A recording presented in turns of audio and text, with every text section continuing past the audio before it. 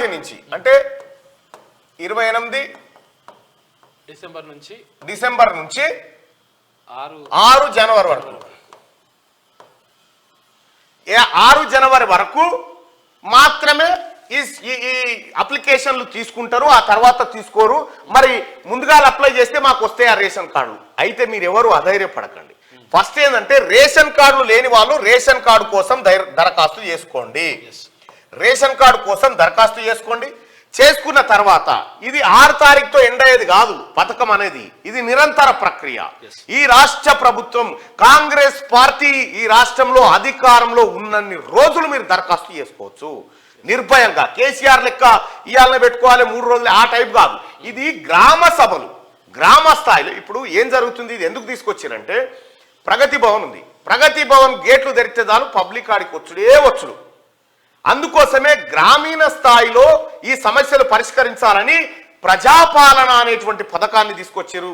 ప్రజాపాలనను ప్రజల దగ్గర, ప్రజాపాలన అంటే అధికారులు మీ ఊర్లోకి వచ్చి మీ సమస్యలు తెలుసుకొని మీకు రేషన్ కార్డు కావన్నా, పెన్షన్ కావన్నా, బస్సుది కావన్నా, లేకపోతే కరెంటు ఉచిత కరెంటుది కావన్నా, రుణమాఫీది కావన్నా, ఇవన్నిటినీ అప్లికేషన్ తీసుకుంటారు.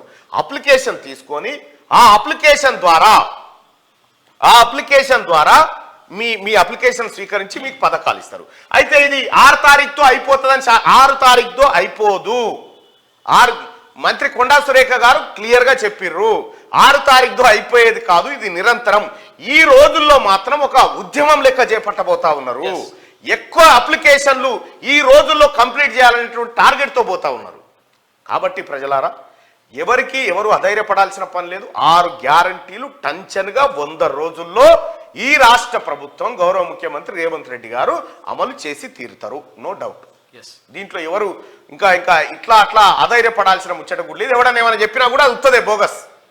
చెప్పు కేసీఆర్, నీకు దమ్ముంటే నువ్వు పర్ క్యాపిటల్ 3.17 లక్షలు అని చెప్పినావు కదా, మరి ఈ లెక్కన తెలంగాణ రాష్ట్రంలో ఒక్కనికి తెల్ల రేషన్ కార్డు ఉండొద్దు కదా నీ లెక్కల ప్రకారం? తలసరి ఆదాయం 3,17,000 నాకు ఎందుకు వస్తుంది ఇంకా తెల్ల రేషన్ కార్డు? ఎందుకు వస్తే తెల్ల రేషన్ కార్డు రావద్దు కదా? కేసీఆర్ ఆడిన డ్రామా ఏంటంటే మళ్ళీ గెలిస్తే ఈ ఆదాయాన్ని చూపిట్టి 90 లక్షల రేషన్ కార్డులు కట్ చేస్తుండే, తెల్ల రేషన్ కార్డులు.